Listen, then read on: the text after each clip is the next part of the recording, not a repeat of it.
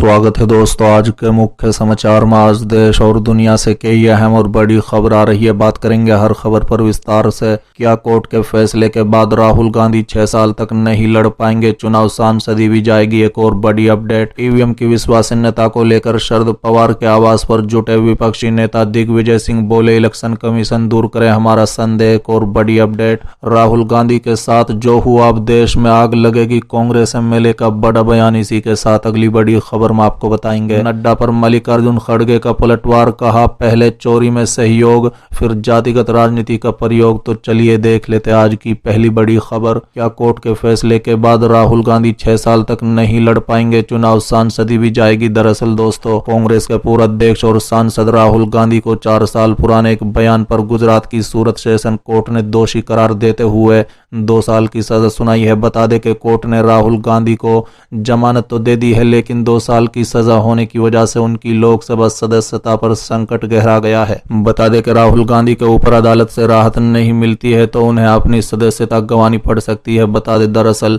जनप्रतिनिधि कानून के मुताबिक अगर सांसद और विधायकों को किसी भी मामले में 2 साल से ज्यादा की सजा हुई तो ऐसे में उनकी सदस्यता यानी सांसद और विधानसभा से रद्द हो जाएगी।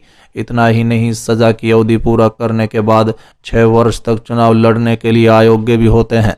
बता दें कि राहुल गांधी ने साल 2019 में एक बयान कर्नाटक में दिया था जिसमें उन्होंने कहा था कि सभी चोरों का सरनेम मोदी क्यों होता है। राहुल के इसी बयान को लेकर बीजेपी विधायक पूर्णेश मोदी ने उनके खिलाफ मामला दर्ज कराया था। सूरत के सेशन कोर्ट ने गुरुवार को राहुल गांधी को दोषी ठहराते हुए 2 साल की सजा सुनाई है। राहुल को कोर्ट से तुरंत 30 दिन की जमानत भी मिली है। बता दें कि सूरत के सेशन कोर्ट के फैसले की कॉपी को अगर प्रशासन लोकसभा सचिवालय को भेज देता है तो इसके बाद लोकसभा अध्यक्ष इसे स्वीकार करते ही राहुल गांधी की लोकसभा सदस्यता खत्म हो जाएगी। राहुल गांधी को 2 साल की सजा हुई है, जिसके बाद 6 साल तक चुनाव नहीं लड़ पाएंगे। इस तरह से राहुल गांधी अब कुल 8 साल तक कोई भी चुनाव नहीं लड़ पाएंगे। बता दें कि राहुल गांधी को अपनी सदस्यता को बचाए रखने के सारे रास्ते बंद नहीं हुए हैं। वो अपनी राहत के लिए हाई कोर्ट में चुनौती दे सकते हैं, जहां अगर सूरत सेशन कोर्ट के फैसले पर स्टे लग जाता है तो सदस्यता बच सकती है। हाई कोर्ट अगर स्टे नहीं देता है तो फिर सुप्रीम कोर्ट का दरवाजा खटखटाना होगा। ऐसे में सुप्रीम कोर्ट से अगर स्टे मिल जाती है तो भी उनकी सदस्यता बच सकती है। बता दें, आरपी अधिनियम की धारा 8(4) प्रावधानों के अनुसार एक मौजूदा सांसद विधायक दोषी ठहराए जाने पर 3 महीने की अवधि के भीतर फैसले के खिलाफ अपील या पुनरीक्षण आवेदन दायर करके पद पर बना रह सकता है। चलिए अगली खबर, ईवीएम की विश्वसनीयता को लेकर शरद पवार के आवास पर जुटे विपक्षी नेता दिग्विजय सिंह बोले, इलेक्शन कमीशन दूर करे हमारे संदेह। दरअसल दोस्तों, अगले साल देश में लोकसभा चुनाव होने हैं, इसको लेकर विपक्षी दल एक मंच पर आने लगे हैं। गुरुवार को दिल्ली में नेशनल कांग्रेस पार्टी के प्रमुख शरद पवार के आवास पर विपक्षी दलों के नेताओं की बैठक हुई। हालांकि टीएमसी चीफ ममता बनर्जी इस बैठक से दूर रही। बता दें, इस मौके पर दिग्विजय सिंह ने कहा है कि पहले चुनाव आयोग कहता था कि ईवीएम एक स्टैंड अलोन मशीन है, लेकिन अब वो स्वीकार करते हैं कि ये एक स्टैंड अलोन मशीन नहीं है, क्योंकि उम्मीदवार का नाम और चुनाव चिन्ह इंटरनेट के माध्यम से लोड किया जाता है। पहले कहा गया कि इसमें 1 टाइम प्रोग्राम करने वाली चिप है, लेकिन अब पता चला है कि इसमें कई प्रोग्राम चिप हैं।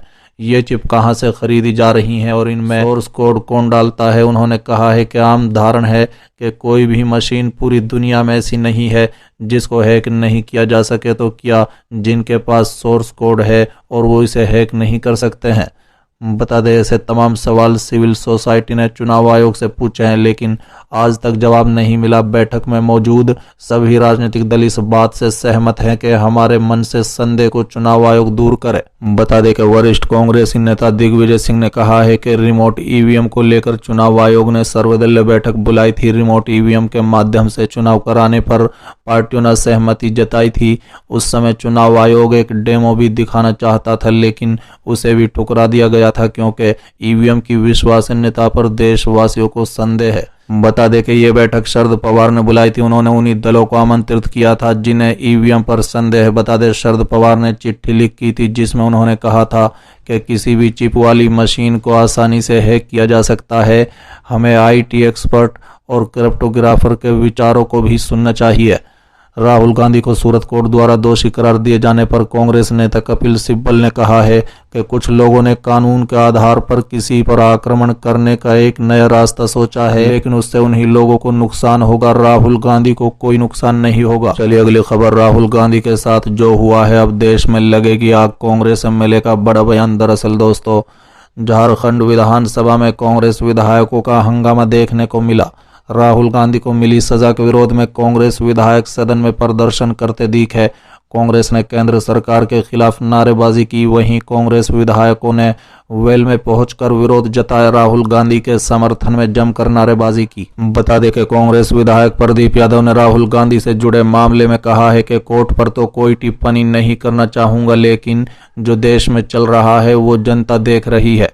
हिटलर शाही, तानाशाही अब अगर किसी के खिलाफ आवाज उठाए तो उसे आवाज को दबाने के लिए बीजेपी की सरकार किसी हद तक जा सकती है। राहुल गांधी को साजिश के तहत फंसाया जा रहा है। वहीं कांग्रेस विधायक इरफान अंसारी ने कहा है कि राहुल गांधी के साथ जो हुआ, देश में आग लगेगी।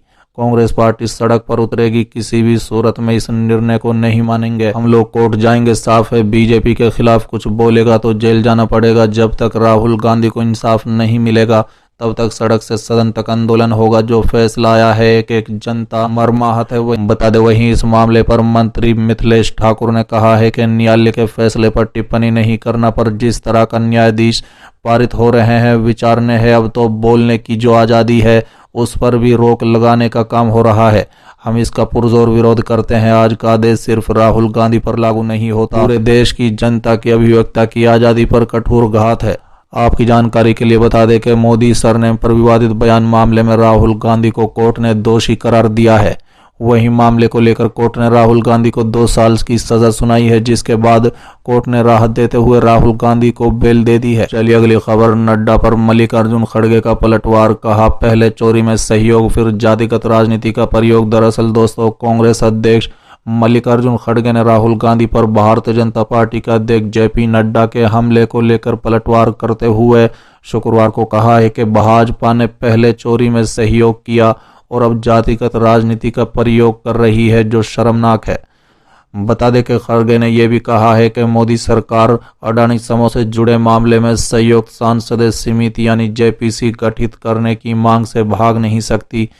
उन्होंने ट्वीट किया है कि मोदी सरकार जेपीसी से भाग नहीं सकती। पंजाब नेशनल बैंक और जनता के पैसे को लेकर नीरव मोदी, ललित मोदी, मोहल चौकसी भागे, ओबीसी वर्ग तो नहीं भागा। फिर उनका अपमान कैसे हुआ? स्टेट बैंक और एलआईसी को नुकसान आपके परम मित्र ने पहुंचाया। खड़गे ने कहा है कि एक तो चोरी में सहयोग फिर जातिगत राजनीति का प्रयोग शर्मनाक है। मालूम हो कि नड्डा ने सूरत की एक अदालत द्वारा मानहानि के एक मामले में दोषी ठहराए जाने के अगले दिन कांग्रेस नेता राहुल गांधी पर शुक्रवार को निशाना साधा और कहा कि उनका अहंकार बहुत बड़ा और समझ बहुत छोटी है।